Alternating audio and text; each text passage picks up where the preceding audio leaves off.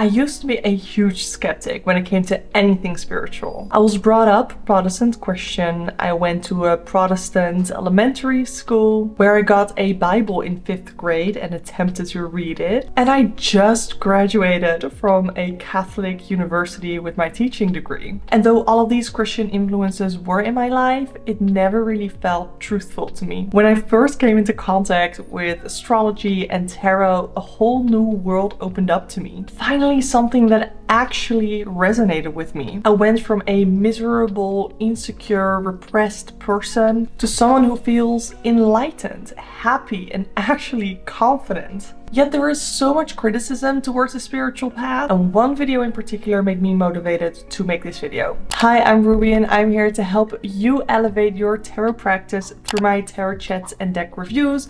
I guess you could say that I'm in the new age, but we're first gonna have to take a look at what new age actually is. It's not easy to pin down what new age is exactly because it's such an eclectic mix, an umbrella term that describes a contemporary religious movement. According to Ligonier, it's an eclectic mixture of concepts and practices drawn from Eastern mysticism, Hinduism, Buddhism, astrology, and occultism, among others. I do see the overlap in these spiritual beliefs, or at least some of overlap, but I also know that not all people that identify as New Age believe in all of those concepts. Not many New Agers will actually refer to themselves as New Agers, and neither do I. Relating it to my own spiritual belief and my own spiritual practice, I do believe that tarot is a New Age practice. Tarot is not traditionally New Age, but it's one of those borrowed concepts that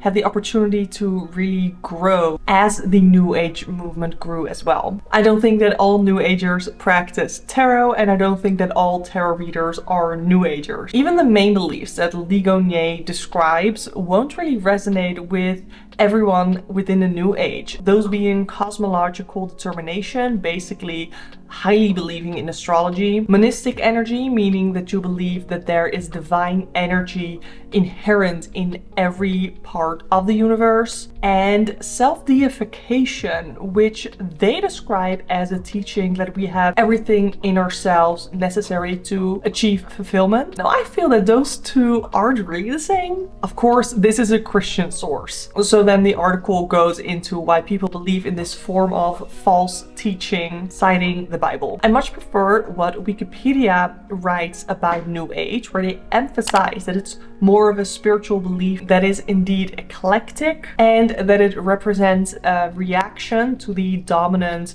Western Judeo-Christian religion that falls back on the ideas of earlier Western esoteric groups. One prominently influential person in the New Age movement was Carl Jung, which ironically was a Christian who at one point studied Christianity, Hinduism, Buddhism, Gnosticism, Taoism, and other traditions, which led to one of his key concepts, the self. As someone who dabbles in occultism with tarot myself, I have heard about a few key concepts that Carl Jung believed in. Archetypes, individuation, persona, shadow, synchronicity, and the self. I personally relate to what Michael York writes in his book A Sociology of the New Age and Neo-Pagan Movements, where he divides the New Age in 3 broad trends. The first being the social camp, that is a group that primarily seeks to bring about social change. 2, the occult camp. They focus on contact with spirit entities and channeling. And 3, the spiritual camp, which is sort of a middle ground between the first 2, that largely focuses on individual development. New Age is so incredibly broad that it's kind of impossible to pin down exactly what it is.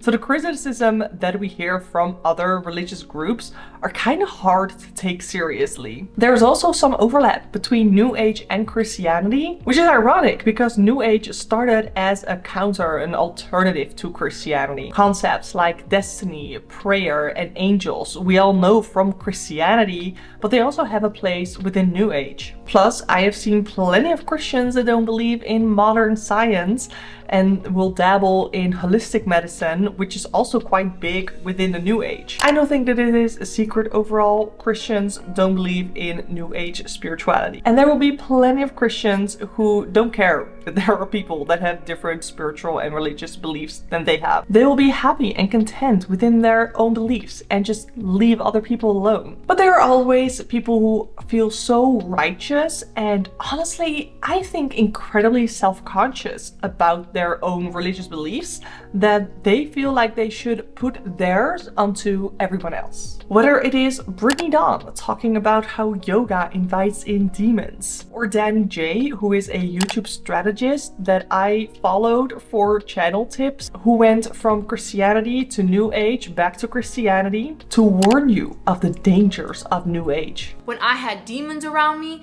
and pray for others, love on them, and live a life that is an example of Jesus. Or all of these published opinion pieces, why Christians should reject the New Age movement. One thing is definitely clear. They have no idea what the fuck they're talking about. Jesus. This article calls self-love and self-actualization dangerous. Just wait until the writer hears about Maslow and his pyramid. Oof. What was made incredibly clear to me immediately is that most of these criticisms come from fundamentalist Christians, which is definitely a different group of Christians that I'm gonna focus on, or that I am focusing on in this video. They believe that everything in the Bible is fundamentally true and that it actually happened. Noah actually built an ark and survived a huge flood with 2 kinds of every animal on his boat. Adam and Eve were actually in paradise, but Eve had to ruin it all, so now women must submit to their men. Oh, and you cannot be a they them people. You can't be a they them people! You can't! It is some scary shit. But that makes it so that every argument against New Age is supported by scripture. Because most New Age things are not in the Bible. Besides the constant quoting of Bible scriptures, there's not really an actual defense against New Age. So they just make them up. This article from EWTN answers the question, who is behind New Age, with Satan. And they support that with nonsense about how New Agers fully believe that some avatar named Lord Maitreya will be a savior, teacher, prophet who will solve every problem in the world completely under the control of a being called Lucifer, and will lead us from the age of Pisces, which is often related to the religious period, into the age of Aquarius, often related to a period of actual enlightenment and divinity. Now, I have dabbled in plenty of New Age concepts and practices myself, like yoga, meditation, tarot, astrology, all that good stuff. But I have never heard of this bullshit story, nor do I believe it. Nor do I think I know anyone within the spiritual community that believes this. It honestly really reminds me of the coming of Jesus, or the coming back, returning of Jesus, that a lot of like doomsday cults believe. Like Mormonism, Jehovah's Witnesses, those highly depend on Jesus coming back to earth. Anyway, this absolute fear for anything that is not explicitly said in the Bible results into these fundamentalist Christians to relate everything New Age to demons and the devil. This EWTN article has a ridiculous, short-sighted 3-step elimination process for this. Why the New Age movement is satanic. This simple 3-step process of elimination. 1. There are only 2 ultimate sources of supernatural power, God and Satan. 2. The New Age movement involves supernatural phenomenon, which are so obviously not of God. And 3. Therefore, by simple elimination, all New Age supernatural phenomena must be satanic. There's just so much wrong with this. Even if the first point were to be true, that indeed only God and Satan are the 2 ultimate sources of supernatural power, on which there are a lot of things to say. But then the second point is absolutely ridiculous. By their own fundamentalist beliefs, they think they own the concept of a god, a powerful divine entity that can invoke beautifully spiritual experiences for anyone. Fundamentalist Christians call that God. Other people call that same energy spirit, or the divine, or Allah. Somehow they think that only they have the truth. when in reality, we don't fucking know what the truth is. Spirituality is such a personal thing. I don't recommend that anybody lets themselves be bossed around by a corporation, an institution that is only instilling fear into them. Fear for the unknown, fear of straying, fear for anything that makes them think for themselves. It is a fear that keeps people trapped because it was designed that way. It's like a cult, yeah, I'll say it. We tend to see cults like Jim Jones's People's Temple or even Charles Manson's Manson family. But through studying all of these groups that are so obviously seen as cults, we can see similarities and come up with lists and models to identify different cults. One way to identify cults is with the BITE model that separates 4 components of mind control: behavior, information, thoughts, and emotion. Whether Christian fundamentalist is a cult based on this BITE model is a whole different video that I don't think I'm really equipped to make. But I do find it interesting that through this look on fundamentalist Christians' hate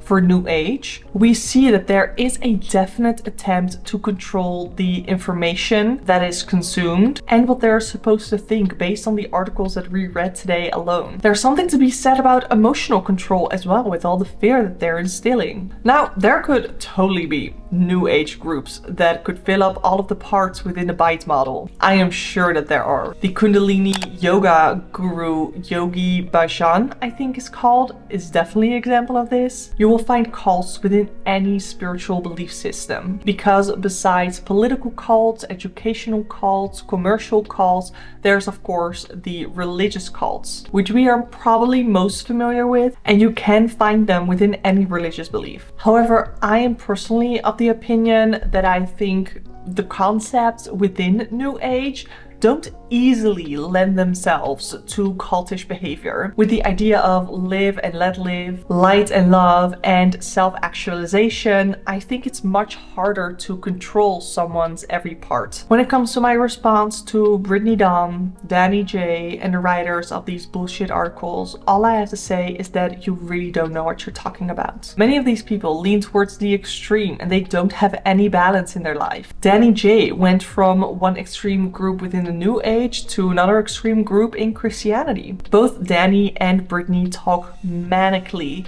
about Jesus and their beliefs, and it's actually quite scary to witness. If anything, I pity them for being controlled by this institution that cares more about controlling people than the actual well-being of the people that they're controlling. But then again, I also don't pity them because they are the ones having this platform and using it for bad things, for evil. And to my happy, healthy Christians who go to happy, healthy churches, I want to say that I hope you're doing well. I think it's wonderful that you found a religion, a spiritual belief that is doing you good, and I'm glad that I found a spiritual belief that is doing me good. If you want to learn more about Christian fundamentalism, I highly recommend you check out Fundie Fridays. I'll have them linked down below. I have learned a lot from their videos. I watch them all the time, and I think you'll like them too. There's so much more that I could say on this topic, since I know many of you have religious trauma before coming towards this spiritual community. And if you feel comfortable, I would love it if you could share your thoughts, share your experiences in the comments down below. You are a wonderful human being with the capacity to think for yourself, make decisions for yourself. So don't let anyone or any institution do the thinking for you.